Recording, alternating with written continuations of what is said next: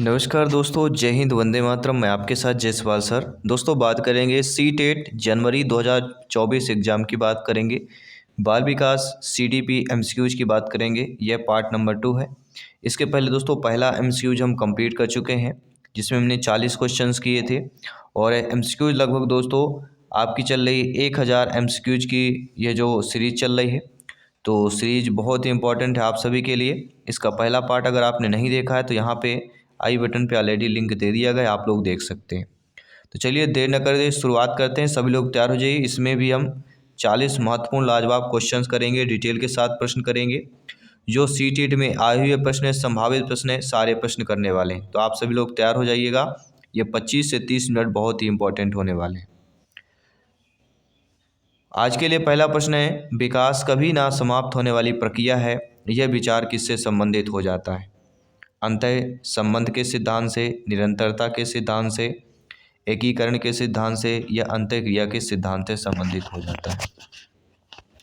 तो आप सभी लोग जानते हैं, समझते हैं, ज्ञानी सर्वव्याख्याता लोग हैं कि विकास कभी ना समाप्त होने वाली प्रक्रिया है। यह विचार जो संबंधित हो जाता है आपके निरंतरता के सिद्धांत से संबंधित हो जाता है।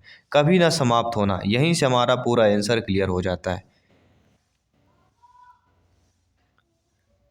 क्योंकि हम सभी लोग जानते हैं कि विकास से कभी ना समाप्त होने वाली प्रक्रिया है। यह सिद्धांत उस विकास को भी गर्भ से एक सतत प्रक्रिया के रूप में परिभाषित करता है और अपनी अधिकतम वृद्धि तक पहुंचने तक धीरे धीरे यह जारी रहता है। इसलिए निरंतरता की बात करते हैं। इसके बाद दूसरा प्रश्न है, मानव विकास के संबंध में कौन सा कथन जो है गलत दिया गया है? देखिए, मानव विकास के संबंध में देखा जाए तो विकास पूर्वानुमेय होता है, बिल्कुल सही बात है। विकास सामान्य से विशिष्ट की ओर होता है, यह भी सही बात है। विकास निरंतर होने वाली प्रक्रिया है, यह भी हमने पहले प्रश्न पर पढ़ा। लेकिन जो हमारा सी ऑप्शन दिया गया है, विकास एक रेखीय होता है, विकास रेखीय होता है, यह जो दिया गया है। देखिए, जो विकास का अर्थ अगर रेखीय की तरफ जाते हैं तो ये एक समान गति से आगे नहीं बढ़ता है, कभी ऊपर कभी नीचे होता है। इसलिए विकास रेखीय होता है, यह मानव विकास से संबंध में गलत हो जाएगा, क्योंकि मानव विकास एक रेखीय नहीं होता है, ये आप सभी लोग जानते हैं। अगला प्रश्न है, बुद्धि एवं सृजनात्मकता में किस प्रकार का सहसंबंध पाया जाता है? धनात्मक, ऋणात्मक, शून्य या सभी? सभी कमेंट कीजिएगा मेरे प्यारे प्यारे भाइयों के, प्यारी प्यारी बहनें, गृहिणी जिनका सपना है सी-टेट एग्जाम को फतेह करना। जयसवाल सर आप सभी का अभिनंदन और स्वागत करते हैं। दोस्तों, बुद्धि एवं सृजनात्मकता में किस प्रकार का सहसंबंध पाया जाता है? जी हाँ दोस्तों, बुद्धि और सृजनात्मकता में किस प्रकार का सहसंबंध पाया जाता है? वह दोस्तों हमारा सहसंबंध जो पाया जाता है सकारात्मक रूप से संबंधित होता है, और इसमें हम धनात्मक सहसंबंध की बात करते हैं, फर्स्ट ऑप्शन की बात करते हैं। नो डाउट सभी लोग समझ गए होंगे। इसी के साथ हम बात करेंगे आपके अगले प्रश्न की। दोस्तों, प्राकृतिक चयन के सिद्धांत का संबंध है सुकरात, प्लेटो, डार्विन, रूसो से। देखिए, जब भी प्राकृतिक चयन सिद्धांत की बात की जाती है एक ही नाम आता है, डार्विन। जी हाँ दोस्तों, वर्ष 1859 में डार्विन ने प्राकृतिक चयन द्वारा विकास के सिद्धांत को दुनिया के सामने रखा था। कब रखा था? 1859 में। और इस सिद्धांत में कहा गया था, एक ही प्रकार के कई प्रजातियों के पौधे एक जैसे थे, लेकिन दुनिया के विभिन्न भौगोलिक परिस्थितियों में जीवित रहने के संघर्ष के कारण उनकी संरचना बदल गई है। तो प्राकृतिक चयन का सिद्धांत डार्विन कब दिया गया? 1859 में। ये आपको दिमाग में नोट कर लेना है, अपने माइंड पे स्टोर कर लेना है। प्रत्येक प्रश्न माइंड पर स्टोर करते जाना है, एग्जाम के दृष्टि से इम्पोर्टेंट है दोस्तों। विद्यार्थियों की प्रशंसा की जानी चाहिए। आप सभी लोग ज्ञानी सर्वव्याख्याता लोग हैं और भावी अध्यापक अध्यापिकाएं हैं, तो ये जरूर बताइएगा कि विद्यार्थियों की प्रशंसा की जानी चाहिए, एकांत में, अलग में, लोगों के बीच या व्यक्तिगत रूप से की जानी चाहिए। तो विद्यार्थियों की प्रशंसा किस प्रकार से करनी चाहिए, सभी लोग बताइए। तो लोगों के बीच में करनी चाहिए, लोगों, ठीक है, विद्यार्थियों की प्रशंसा लोगों के बीच में करना चाहिए। ये शिक्षक का कार्य आप सभी लोग भली भांति जानते हैं और समझते भी हैं। इसके बाद अगला प्रश्न, किसके विचार से बच्चे सक्रिय ज्ञान निर्माता तथा नन्हे वैज्ञानिक है जो संसार के बारे में अपने सिद्धांत की रचना करते हैं? ईपी पॉलाव के विचार के अनुसार, युंग के, जीन पियाजे, जी स्किनर ने। देखिए, जब भी एक चीज़ बता देता हूँ, सक्रिय ज्ञान निर्माता अगर शब्द आता है, ये विचार सभी लोग जानते हैं, जीन पियाजे जी। जब भी सक्रिय ज्ञान निर्माता देखिएगा, जीन पियाजे जी के ऑप्शन पे कर देना है। अर्थात नन्हे वैज्ञानिक की बात की जाती है तो जीन पियाजे जी का नाम आता है। इसके बाद अगला प्रश्न।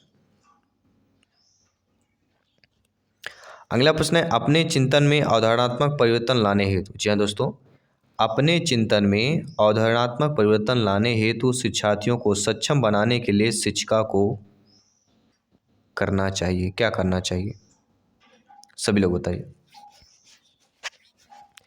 ये आपके सी टेट में आया हुआ प्रश्न है, ध्यानपूर्वक समझ लीजिएगा। जी हाँ दोस्तों, सी टेट का आया हुआ प्रश्न है। इस प्रकार के एग्जाम में प्रश्न पूछे जाते हैं।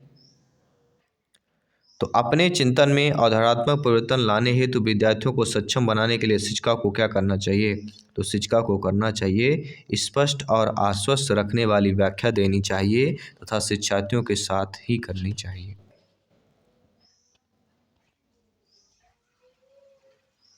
आई होप सभी लोग समझ गए होंगे। C option is the right answer.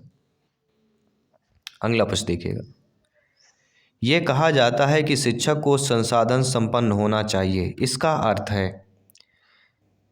दोस्तों, शिक्षक को हमेशा कहा जाता है कि साधन संपन्न होना चाहिए। इसका अर्थ क्या होता है? इसका अर्थ होता है उसे अपने विद्यार्थियों की समस्याओं को हल करने के लिए पर्याप्त ज्ञान होना चाहिए। अर्थात उसे पर्याप्त ज्ञान होना चाहिए ताकि छात्रों की समस्या को हल कर सके। C option is the right answer. अगला प्रश्न देखिएगा।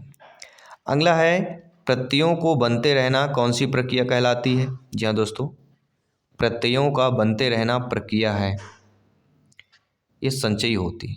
बन रहा है तो कहीं ना कहीं ये संचय भी होता होगा, इकट्ठा हो रहा है। तो प्रत्ययों का बनते रहना कौन सी प्रक्रिया हो जाएगी? सभी लोग कमेंट कीजिए। कई बार ऐसे प्रश्न होते हैं जो हम आंसर जानते हुए भी नहीं कर पाते हैं। ठीक है, तो संचयी इज द राइट आंसर हमारा हो जाता है, सभी लोग जानते हैं। इसके बाद बात करते हैं आपके अगले प्रश्न की तरफ चलते हैं कि निम्नलिखित में से कौन से विकास का सिद्धांत नहीं है? देखिए, आपने पढ़ा होगा विकास लंबवत न होकर वृत्ताकार होता है, विकास क्रमबद्ध होता है, विकास निरंतर होता है। यह आपने पढ़ा है, लेकिन ये आपने नहीं पढ़ा कि विकास एक मशीनी प्रक्रिया है। विकास अगर मशीनी प्रक्रिया होता तो सभी का एक समान किया जा सकता है। नंबर फिक्स कर देते कि 5 नंबर में सभी का विकास करना है, 2 नंबर में सभी का विकास करना है, तो मशीनी प्रक्रिया में फिर एक समान हो जाता। लेकिन यहाँ पे एक समान गति नहीं होती है, लेकिन हाँ क्रमबद्ध होता है, ये वृत्ताकार होता है, निरंतर होता है। लेकिन ये मशीनी प्रक्रिया ही आपका विकास के संबंध है या विकास का सिद्धांत नहीं है। इसलिए बात करेंगे अगले प्रश्न की। दोस्तों, बुद्धि के बहुकारक सिद्धांत के प्रतिपादक कौन है? देखिए, सिद्धांत के प्रतिपादक से 4 से 5 नंबर के पूछे जाते हैं और सिद्धांत के प्रतिपादक का वीडियो आपको ऑलरेडी अपलोडेड है मोस्ट इंपॉर्टेंट क्वेश्चंस का, जो आपको एंड स्क्रीन पर वीडियो मिल जाएगा। तो थार्नडाइक का जब भी बात की जाती है तो इनके बहुकारक सिद्धांत की बात की जाती है। थार्नडाइक ने अपने सिद्धांत में बुद्धि को भिन्न कारकों का मिश्रण माना है, इसमें कई योग्यताएं भी निहित है और इन्हीं के अनुसार मानसिक कार्य के लिए भी विभिन्न कारक एक साथ मिलकर कार्य करते हैं। तो बुद्धि के बहुकारक का सिद्धांत अगर बात करते हैं तो थार्नडाइक की बात करते हैं। और अगर एक तत्व का सिद्धांत अक्सर ये भी पूछा जाता है, एक तत्व का सिद्धांत के प्रतिपादक कौन है, ये आप लोगों को कमेंट करके बताना है। सभी लोग कमेंट करके बताइए एक तत्व के सिद्धांत के प्रतिपादक कौन है। इसके बाद अगला प्रश्न देखते हैं।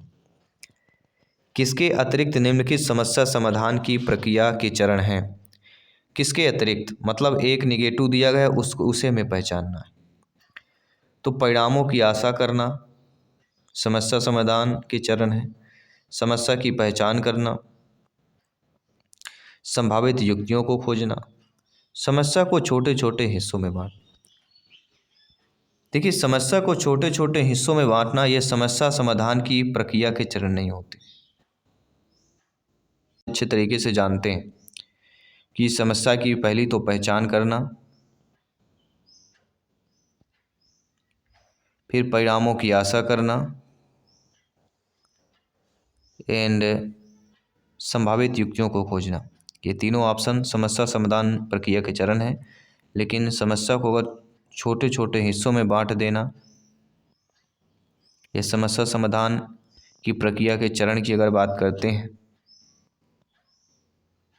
तो सीटेट ने, एनसीईआरटी ने सी ऑप्शन को सही मानना है। लेकिन हमारे अकॉर्डिंग अगर देखा जाए तो समस्या अगर समाधान निकालना है तो उसको छोटे छोटे टुकड़ों में बांटा जा सकता है, हिस्सों में बांटा जा सकता है। लेकिन हम यहाँ पे सोचे तो परिणामों की आशा, हमारे अकॉर्डिंग अगर देखा जाए तो परिणामों की आशा इसका आंसर सही होना चाहिए।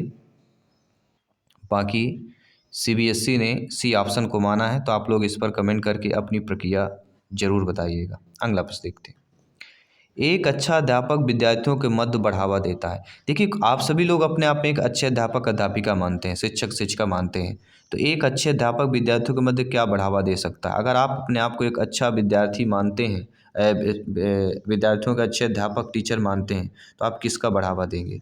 प्रतियोगिता की भावना को, सहयोग की भावना को, प्रतिद्वंद्विता की भावना को, या तटस्थता की भावना को? किसका देंगे? अगर विद्यार्थियों के मध्य अगर आप एक अच्छे अध्यापक के रूप में आना चाहते हैं तो सहयोग की भावना इज द राइट आंसर। जी हाँ। अगला प्रश्न देखते हैं। अधिगम क्षमता निम्नलिखित में से किससे प्रभावित नहीं होती? दोस्तों जी हाँ, जो अधिगम क्षमता होती है वह किससे प्रभावित नहीं होती? देखिए, अधिगम क्षमता जो होती है, सीखने की क्षमता आनुवांशिकता से प्रभावित होगी, वातावरण से होगी, प्रशिक्षण और शिक्षण से प्रभावित होगी, लेकिन राष्ट्रीयता से प्रभावित नहीं होती। अधिगम की क्षमता, सीखने की क्षमता राष्ट्रीयता से नहीं होता, आप किस राष्ट्र से हैं, आपको यह है कि आपकी अनुवांशिकता क्या है, आप वातावरण किस वातावरण में रह रहे हैं, प्रशिक्षण आपका शिक्षण क्या कितना प्राप्त हुआ है, ये इम्पोर्टेंट होता है। तो अधिगम क्षमता को प्रभावित करने वाले कौन से हो गए? अनुवांशिकता, वातावरण, प्रशिक्षण और शिक्षण। कौन प्रभावित नहीं है? राष्ट्रीयता। तो दोनों चीज़ें, प्रभावित कौन है कौन नहीं है, दोनों चीज़ें आपने जान लिया। इसके बाद बात करेंगे अगले प्रश्न की। विद्यालय आधारित आकलन क्या करता है? देखिए दोस्तों, जो विद्यालय आधारित आकलन होता है वह क्या करता है? विद्यार्थी, बालक बालिका और शिक्षकों को अगंभीर और लापरवाह बनाता है, शिक्षा बोर्ड की जवाबदेही कम करता है, सार्वभौमिक राष्ट्रीय मानकों की प्राप्ति में बाधा उत्पन्न करता है, या कह सकते हैं परिचित वातावरण में अधिक सीखने में सभी विद्यार्थियों की मदद। जी हाँ, देखिए, विद्यालय आधारित आकलन यही होता है कि जो परिचित वातावरण है, जिस वातावरण को आप जानते हैं समझते हैं, उसमें अधिक सीखने में सभी विद्यार्थियों बालक बालिकाओं की मदद करना। तो according two questions D option हमारा कि विद्यालय आधारित आकलन क्या करता है? तो विद्यालय आधारित जो आकलन होता है वह परिचित वातावरण में अधिक सीखने में सभी विद्यार्थियों की मदद करता है। D option is the right answer. अगला प्रश्न, परिपक्व विद्यार्थी। देखिए दोस्तों, परिपक्व जो विद्यार्थी दिया गया है, कठिन परिस्थितियों में भी अध्ययन में विचलित नहीं होते, इस बात से विश्वास करते हैं कि उनके अध्ययन में भावनाओं का कोई स्थान नहीं है, ये अपनी बौद्धिकता के साथ अपने सभी प्रकार के द्वंद्वों का शीघ्र समाधान कर लेते हैं, या कह सकते हैं कि अपने अध्ययन में कभी कभी भावनाओं की सहायता चाहिए होती है। देखिए, परिपक्व विद्यार्थी अपनी बौद्धिकता के साथ अपने सभी प्रकार के द्वंद्वों का शीघ्र समाधान कर लेता है।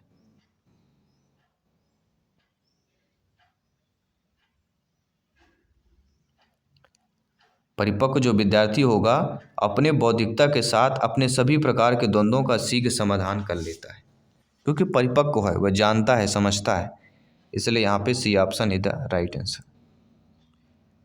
इसके बाद बात करेंगे अगले प्रश्न की।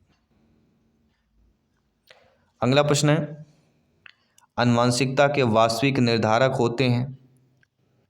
आनुवंशिकता जो है कोशिका के, गुणसूत्र के, न्यूरॉन के या कोश शरीर के वास्तविक निर्धारक होते हैं। तो आनुवंशिकता सभी लोग जानते हैं। माता पिता, अन्य पूर्वजों के गुण, का संतानों में अवतरित होना ही आनुवंशिकता कहलाती है। अर्थात आनुवंशिकता किसके वास्तविक निर्धारक होते हैं? गुणसूत्र के होते हैं। B option is the right answer. No doubt सभी लोग समझ गए होंगे। आइए बात करते हैं अगले प्रश्न का। सभी कमेंट करते रहिए, फीडबैक करते रहिएगा। डेली आपकी 11:30 AM में CDP क्लास होती है, 7 PM में आपकी EVS पर्यावरण की क्लास होती है, दोनों ज्वाइन कीजिए। दोस्तों, निम्नलिखित मापन के स्तरों में सबसे अच्छा कौन होता है? निम्नलिखित मापन के स्तरों में सबसे अच्छा होता है, और यह CTET में आया हुआ प्रश्न, ध्यानपूर्वक समझिए।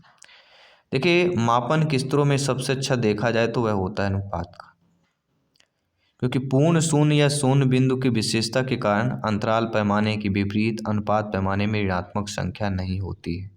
क्या होता है? माप के 4 पदानुक्रमित स्तर में होता है, सबसे उच्चतम होता है अनुपात स्तर का। क्यों होता है? क्योंकि इसमें ऋणात्मक या अनुपात में पैमाने में ऋणात्मक संख्या नहीं होती, इसलिए आपका ये सबसे बेस्ट हो जाता है। अगला प्रश्न देख लीजिएगा।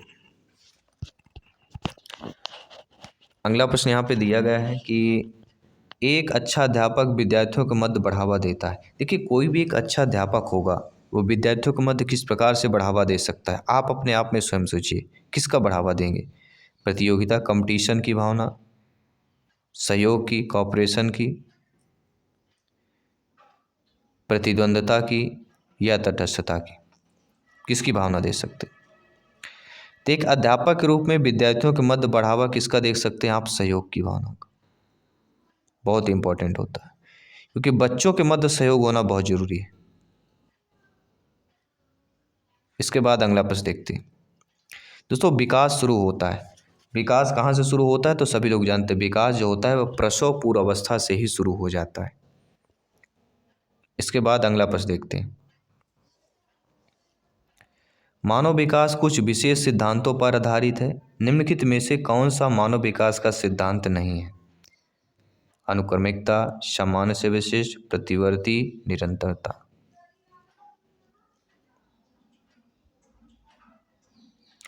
देखिए, विकास कुछ सिद्धांतों पर आधारित होता है, कुछ विशेष सिद्धांतों पर आधारित होता है। तो इनमें से जो मानव विकास के सिद्धांत हमारे हो जाते हैं वह हमारा होता है अनुक्रमिकता का, समान से विशिष्ट का और निरंतरता का होता है। लेकिन मानव विकास प्रतिवर्ती का सिद्धांत नहीं होता, ये कोई दूर दूर तक प्रतिवर्ती का संबंध ही नहीं है। मानव विकास का संबंध अनुक्रमिकता से है, समान से विशिष्ट की ओर है और निरंतरता से है। इसलिए करेंट क्वेश्चंस कौन सिद्धांत नहीं है? तो आपका प्रतिवर्ती सिद्धांत नहीं है। नो डाउट सभी लोग समझ गए हैं। अगले प्रश्न की बात करेंगे। निम्नलिखित में से कौन सीखने के लिए अधिगम के रूप में अभिप्रेरित करता है? तो सीखने के लिए अधिगम के रूप में अभिप्रेरित करे लक्ष्यों को प्राप्त करने में व्यक्तिगत संतुष्टि। क्या ऐसा ही है? सभी लोग बताइए। निम्नलिखित में से कौन सा सीखने के लिए अधिगम रूप से अभिप्रेरित करता है?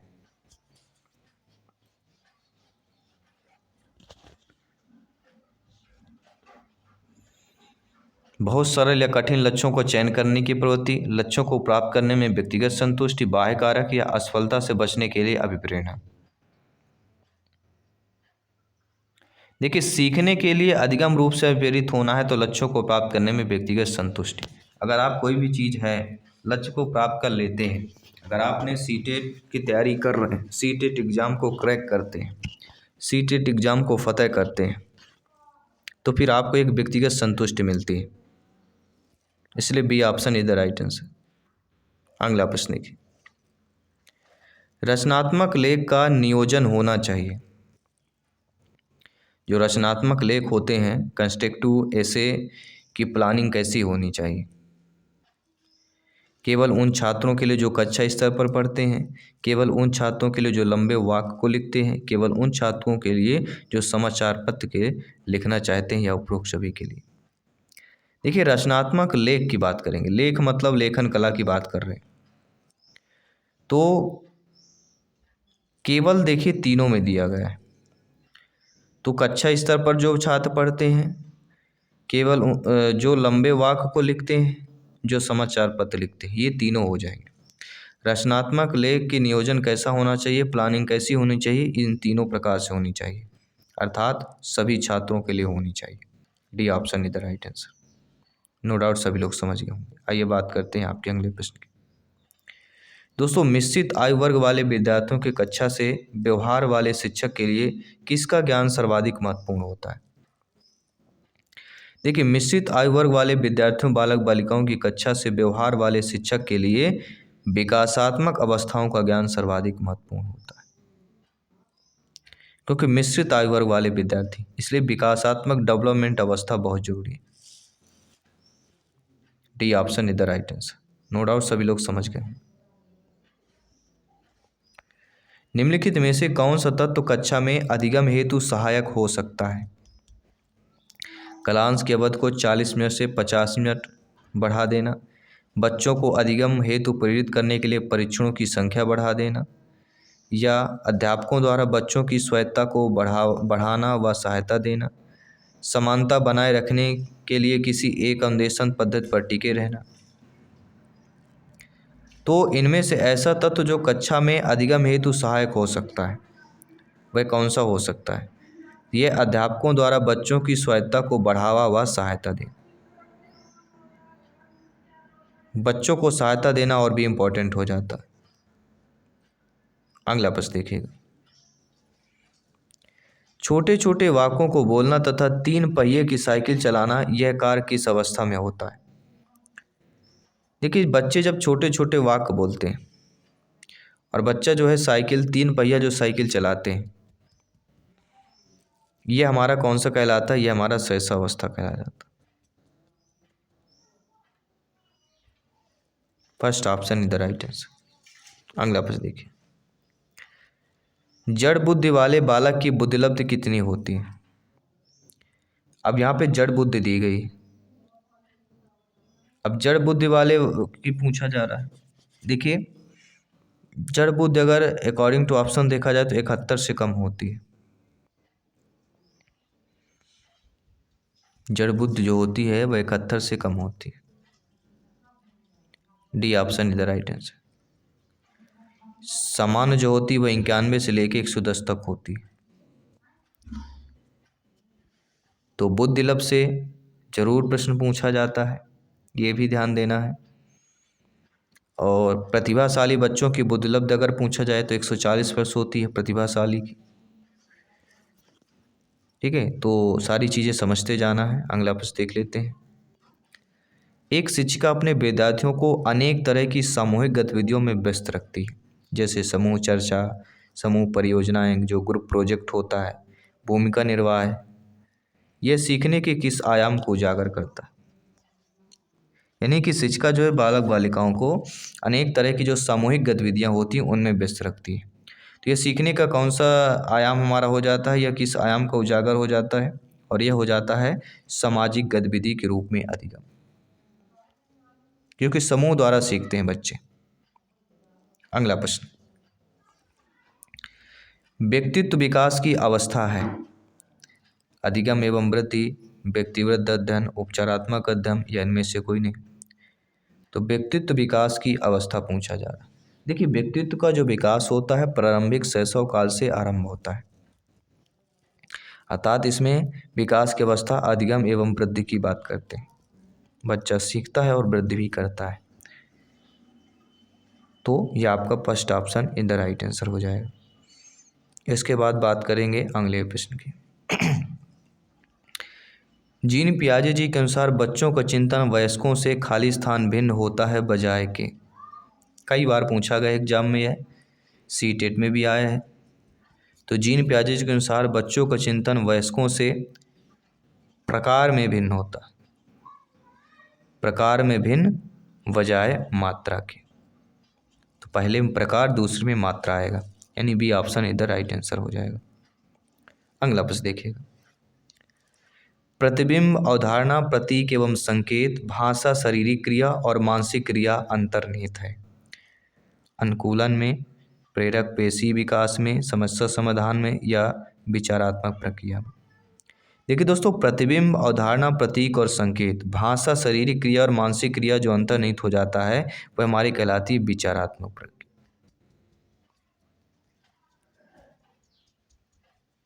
कौन सा हो जाएगा? विचारात्मक प्रक्रिया की बात करते हैं। अगला प्रश्न देखिएगा, बुद्ध की स्पीयरमैन परिभाषा में कारक जी है। तो कारक जी यहाँ पे क्या है? तो कारक जी जो होता है वह सामान्य बुद्धि और सामान्य कारक होता है। यह हर मानसिक कार्य के लिए महत्वपूर्ण होने के लिए स्वयं सिद्ध किया गया था, लेकिन कुछ कार्यों को दूसरों की तुलना में भी निर्भर करने के लिए सोचा गया था। तो लोगों के बीच बुद्धि में अंतर यह था कि उनके पास जितना जी कारक था। स्पीयरमैन ने इस समान कारक को मानसिक ऊर्जा कहा। स्पीयर ने इसे को कहा है मानसिक ऊर्जा कहा। जी होता है समान और एस होता है स्पेशल। समान कारक और एस होता है स्पेशल कारक। दोनों चीज़ों को समझ लेना है क्योंकि एग्जाम के लिए इम्पॉर्टेंट है। अगला प्रश्न देखिए, संवेगात्मक स्थिरता का लक्षण है झगड़ालू, विनोदी, समयोजित या भीरू। सभी लोग बताइए। देखिए संवेगात्मक स्थिरता का जो लक्षण होता है वह होता है समयोजित होना। समयोजित इज द राइट आंसर। अगला प्रश्न देखिए, मानसिक विकास को प्रभावित करने वाले कारक हैं। देखिए किसी भी मानसिक विकास को प्रभावित करने वाले कारकों की अगर बात करते हैं तो वंशानुक्रम भी होता है, उससे भी बच्चे का मानसिक विकास होता है प्रभावित। परिवार जहाँ रह रहा होता है, जहाँ परिवार रहेगा वहाँ बच्चा भी रहेगा, तो उस वातावरण को भी प्रभावित होता है। परिवार की सामाजिक स्थिति भी है, इस पर भी मानसिक विकास थोड़ा बहुत प्रभाव पड़ता है, स्थिति पर भी पड़ता है। इसलिए ये सभी ऑप्शन जो दिए गए हैं मानसिक विकास को प्रभावित करने वाले कारक। इसके बाद आपका अगला प्रश्न आपके स्क्रीन पर है, किसके अतिरिक्त निम्नलिखित सभी तत्व संकेत करते हैं कि बच्चा कक्षा में संवेगात्मक सामाजिक रूप से समायोजित है। किसके अतिरिक्त मतलब एक निगेटिव की पहचान करना और बाकी सारे आपसे हमारे सही दिए गए। दोस्तों हम उम्र साथियों के साथ मधुर संबंधों का विकास, चुनौतीपूर्ण कार्य ध्यान केंद्रित करना और उन्हें दृढ़तापूर्वक करते रहना, क्रोध तथा हर्ष दोनों को प्रभावी रूप से प्रबंधित करना, या हम उम्र साथियों के साथ प्रतियोगिता पर दृढ़तापूर्वक ध्यान केंद्रित करना। देखिए यहाँ पे देखा जाए तो सभी संकेत करते हैं कि बच्चा कक्षा में संवेगात्मक और सामाजिक रूप से समायोजित है। मतलब मधुर संबंध होना, चुनौतीपूर्ण कार्य पर ध्यान केंद्रित करना, उन्हें दृढ़तापूर्वक करते रहना, क्रोध हर्ष दोनों प्रभावी रूप से प्रबंधित करना, और हम उम्र साथियों के साथ प्रतियोगिता दृढ़तापूर्वक ध्यान केंद्रित करना।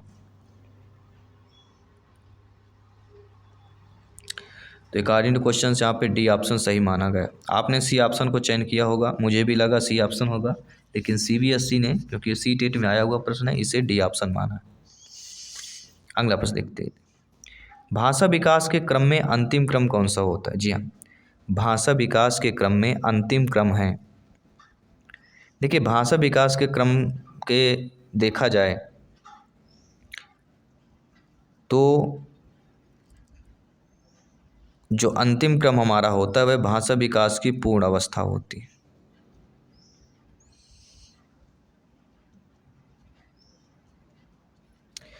अक्सर पूछा जाता है बच्चा का भाषा विकास जो है बड़बड़ाने कब लगता है? तो जब 5 से 6 महीने का बच्चा हो जाता है तो बच्चा बड़बड़ाने लगता है।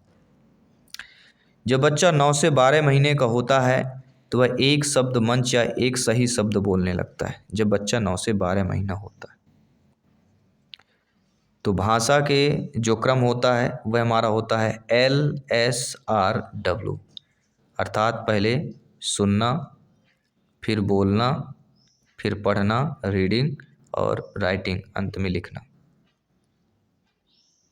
इसके बाद अगला प्रश्न, अधिगम स्थानांतरण के द्वितत्व सिद्धांत के प्रवर्तक हैं। तो दोस्तों द्वितत्व सिद्धांत के प्रवर्तक कौन है? सभी लोग बताइएगा। जी हाँ, दो तत्व सिद्धांत के प्रवर्तक बताना, और सभी लोग जानते हैं हम बात करेंगे स्पीयरमैन की। अगला प्रश्न, मैस्लो के अभिप्रेरणा सिद्धांत को क्या कहा जाता है? तो मैस्लो का जो अभिप्रेरणा का सिद्धांत है उसे आवश्यकता सिद्धांत के नाम से जाना जाता है। इसके बाद अगला प्रश्न है कि बालक के विकास में महत्व किसका होता है, तो बालक के विकास में सबसे ज़्यादा महत्वपूर्ण होता है वंशानुक्रम और वातावरण का होता है। C option is the right answer.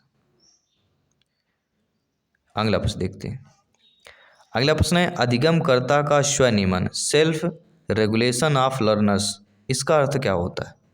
तो अधिगमकर्ता का स्वनियमन, सेल्फ रेगुलेशन ऑफ लर्नर का अर्थ क्या होता है कि विद्यार्थी निकाय द्वारा बनाए गए नियम एवं विनियम, विद्यार्थियों के व्यवहार के लिए विनियमों का निर्माण करना, या स्वानुशासन और नियंत्रण, या अपने सीखने का स्वयं अन्वेषण करने की योग्यता। जी हाँ दोस्तों, सभी लोग बताइए। अधिगमकर्ता का स्वनियमन का अर्थ है, देखिए अधिगमकर्ता का स्वनियमन का अर्थ यही होता है कि अपने सीखने का स्वयं अन्वेषण करने की योग्यता। D option is the right answer.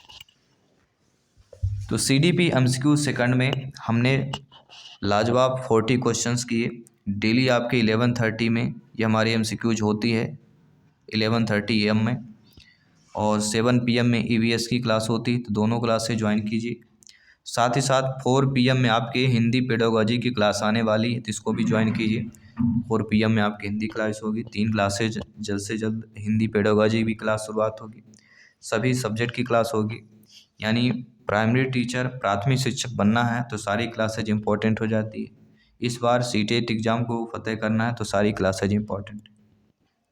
चलिए दोस्तों, मिलता हूँ आपकी अगली क्लास पर। सभी मित्रों को जय हिंद, वंदे मातरम।